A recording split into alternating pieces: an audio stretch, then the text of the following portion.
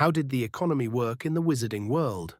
If magic can conjure almost anything, then why does the wizarding world even have money?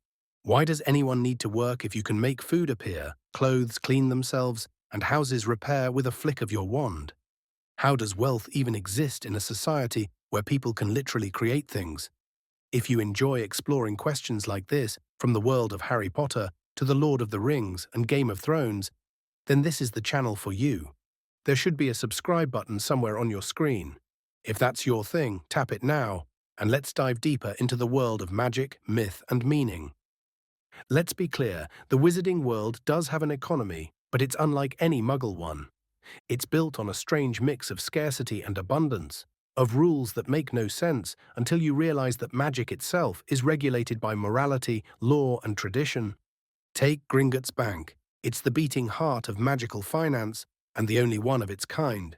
Goblins run it, wizards depend on it, and yet no one seems to understand how it truly works. There are no other banks, no credit systems, no mention of loans or interest. So how does a society of thousands operate on one vault-based institution run by a species most wizards barely trust? That's because Gringotts isn't a bank in the modern sense. It's a vault of power. It doesn't just guard gold, it guards status. And that tells you everything about how wizarding wealth functions. Money in the magical world isn't about currency, it's about heritage. The wizarding economy is deeply feudal. Old families like the Malfoys and Blacks pass wealth down through generations, untouched by tax or trade. Their fortunes come from land, rare artifacts, and influence.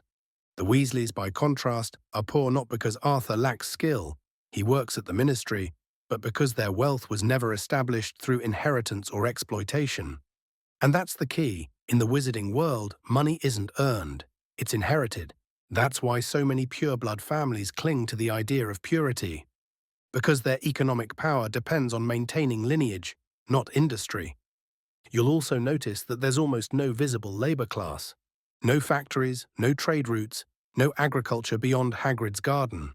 So how does the system survive? The answer lies in one uncomfortable truth. Unpaid labor still exists.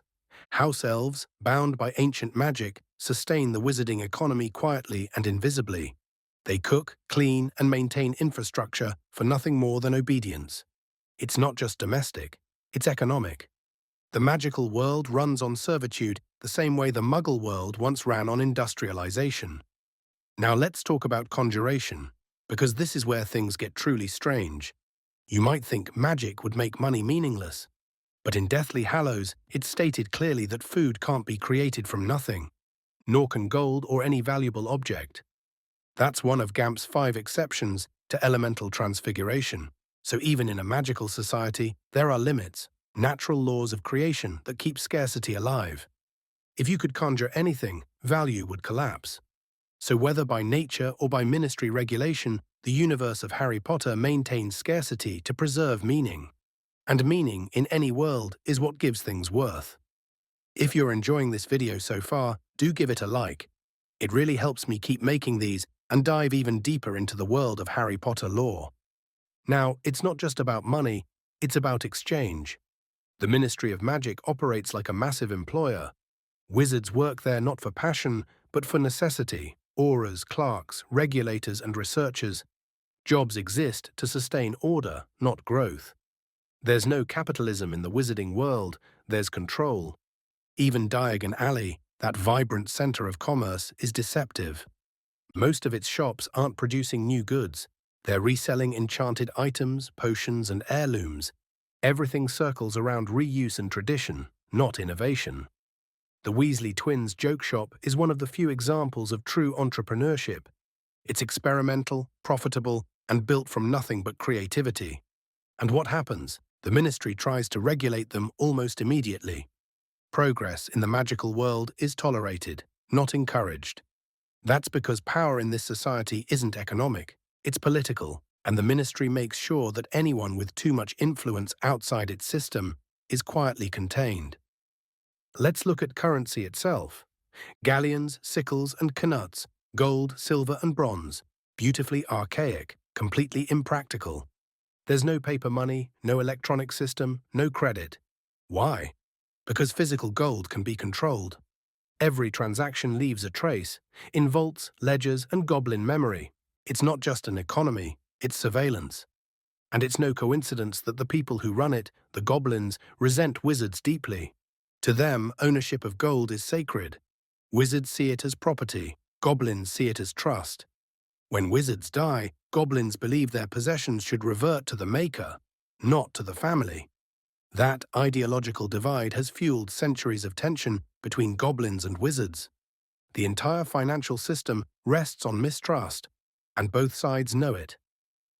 Even trade is implied more than shown.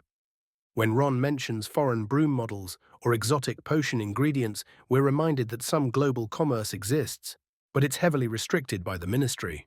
Smuggling, black markets, and illicit potion trades fill the gaps. Borgin and Burke's, for example, isn't just a curiosity shop. It's economic evidence of a shadow market that keeps the system balanced. The ministry tolerates it quietly because every economy, magical or not, needs an underworld. And that's the irony of it all. The wizarding world thinks itself superior to muggles, but its system is actually more primitive. No competition, no industry, no innovation, just hierarchy. Wealth flows upward, labor is invisible, and the illusion of fairness is maintained through politeness. Dumbledore once said, "It is our choices, Harry, that show what we truly are." But in economic terms, choice barely exists in the wizarding world. You're born rich or poor, powerful or powerless, and even magic can't change that. So how did the economy work in the wizarding world? It didn't, not in the way we think. It functioned because everyone believed in the illusion of value. Gold, loyalty, bloodlines, all given meaning by tradition, not by need. And maybe that's Rowling's point, that even in a world of endless possibility, humans, magical or not, will rebuild the same systems of control. Because it's not scarcity that sustains inequality, it's comfort. The magical world didn't need an economy to survive, it needed it to stay the same. If you enjoyed that video, on screen now I answer, was Voldemort right?